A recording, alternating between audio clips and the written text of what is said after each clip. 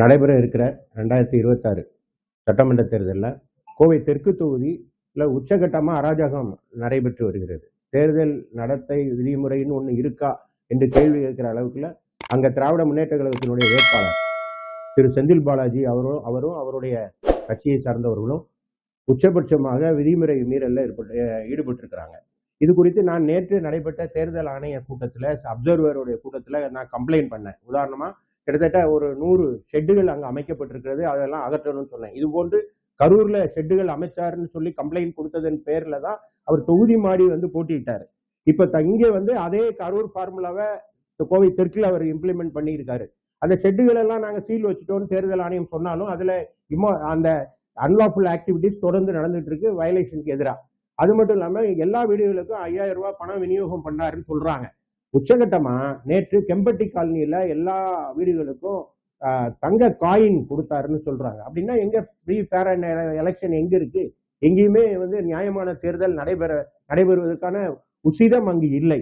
தொடர்ந்து கம்ப்ளைண்ட் கொடுத்துட்டு இருக்கோம். கிட்டத்தட்ட 15 போலீஸ் கம்ப்ளைண்டே பணம் பட்டுவாடா, பணம் மழை பொழியுது, பணம் பட்டுவாடா பண்றாங்கன்னு கம்ப்ளைண்ட் கொடுத்து அதுக்கு சிஎஸ்ஆர் கொடுத்துருக்காங்க. அப்படின்னா இதெல்லாம் எலெக்ஷன் கமிஷன் பார்க்கணும். இது மட்டும் இல்லாம அவ்வாறு பணம் வாங்க மறுக்கிறவங்க மேல தீவிர தாக்குதல் நடத்துறதுக்கு மிரட்டுறாங்க. உதாரணமா அருள்குமார் அப்படின்னு ஒருத்தர், ராம்நகர்ல இருந்து அருள்குமார்ங்கிறவர் ஒரு கம்ப்ளைண்டே கொடுத்திருக்காரு எலெக்ஷன் கமிஷன்ல. அது மாதிரி விக்ரம் அப்படின்னு ஒருத்தர் கோவை காட்டூர் பகுதியை சேர்ந்தவர், அவரு தேர்தல் ஆணையத்திற்கு ஒரு மனு கொடுத்திருக்காரு. நாங்க பணம் வேண்டான்னு சொன்னா நீங்க என்ன மறுக்கிறீங்க அப்படின்னு சொல்லி எங்களை மிரட்டி கொலை செய்ய மிரட்டுறாங்க அவங்களுடைய அடியாட்கள். கரூர்ல இருந்து வந்திருக்கிற ரவுடி பட்டாளங்கள் இது மாதிரி செய்யுதுன்னு. அப்போ அங்க தேர்தல் நடைபெற்றா அது நியாயமா இருக்குமா அப்படிங்கிற கேள்வி எழுது. எனவே நான் தேர்தல் ஆணையத்துக்கு அனைத்து இந்திய அண்ணா திராவிட முன்னேற்ற கழகத்தின் சார்பில் ஒன்றை கேட்கிறோம். உடனடியா அதுல உறுதியா நடவடிக்கை எடுத்து அங்க இருக்கிற ரவுடிகளை அப்புறப்படுத்தணும். அங்கு நேர்மையான தேர்தல் நடைபெறுவதாக உறுதி செய்யணும். அப்சர்வர் நேற்று ஏற்கனவே எலெக்ஷன் கமிஷன்ல பலமுறை இதை சொல்லிட்டேன், கதவை தட்டி அதிமுக சார்பில் சொல்லிட்டோம். குறிப்பா நேற்று நடைபெற்ற அப்சர்வர் சிறப்பு பார்வையாளருடைய கூட்டத்தில் நான் இதை தெரிவித்தேன்.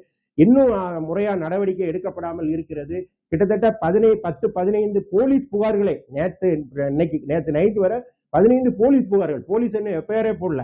பணம் கொடுக்குறவங்களை பிடிச்சு கொடுத்தா என்ன எஃப்ஐஆர் போடாம இருக்காங்க. அது மாதிரி கோல்டு காயின் கொடுத்துருக்காங்க. இந்த மாதிரி நடைபெறுவதனால் அங்கு முறையாக தேர்தல் நடைபெறும் நிலை இல்லை.